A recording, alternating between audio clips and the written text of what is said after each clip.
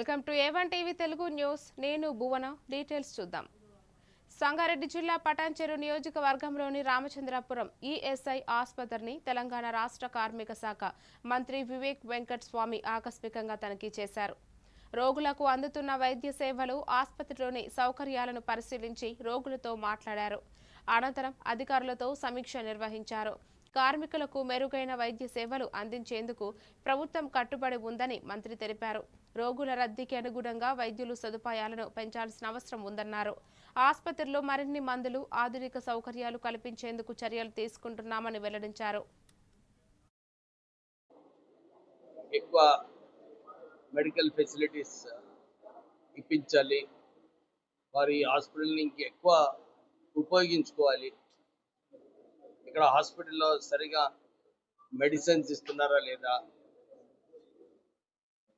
Nursing care ఎట్లా ఉంది, ఇవన్నీ రివ్యూ చేయడానికి ఈరోజు ఈఎస్ఐ రామచంద్రపురం రావడం జరిగింది.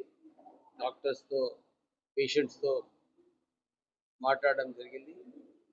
మేము నిర్ణయాలు తీసుకునేది ఉంది. ఇప్పుడే సూపరింటెండెంట్ గారికి కూడా ఇదే చెప్పినాము.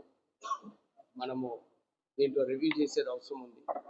ఎందుకంటే సరైన స్టాఫ్కి సరైన పేషెంట్ ఉన్నప్పుడే హాస్పిటల్ సరిగా నడుస్తుంది.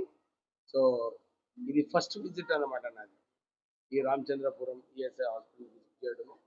ఇతర ఈఎస్ఐ హాస్పిటల్స్ కూడా విజిట్ చేస్తూ ఈ ఓవరాల్ మొత్తం రాష్ట్రంలో ఈఎస్ఐ హాస్పిటల్స్కి ఒక స్టాండర్డైజ్ చేసేది అవసరం ఉంది. చాలామంది డాక్టర్స్ కూడా ఎవరైతే ఎక్కడైతే అవసరం ఉందో అలాంటి స్పెషలిస్ట్ కూడా అక్కడ పోస్ట్ చేయాలి. వీళ్ళందరికీ సరైన పేషెంట్స్ ఇంట్లో ఉన్నట్టు చేసేది అవసరం ఉంది.